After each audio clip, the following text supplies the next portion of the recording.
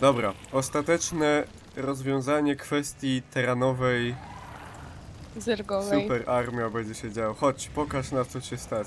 Gdzie ty idziesz? Chociaż tyle mi powiedz. Ja...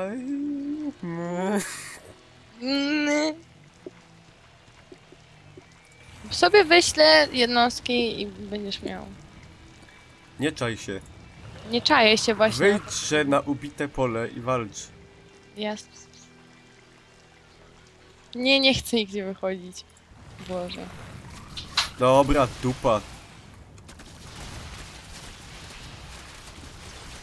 Ciulaty te jednostki mam, coś tak czułem. Wszystko się zesra za moment pewnie. Jezus, kolosy.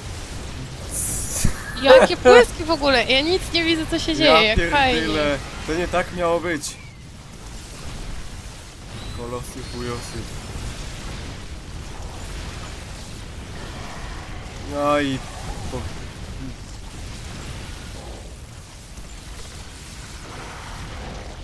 Ej, szybko poszło.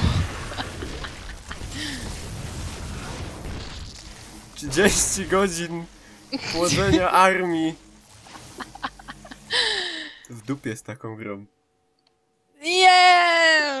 Zwycięstwo! Nie gram więcej. I teraz przynajmniej jest moje zwycięstwo udokumentowane. Ja się bardzo cieszę. Normalnie jeszcze jedna taka gra i ja gram na IEM-ie. Więc tam usiądę.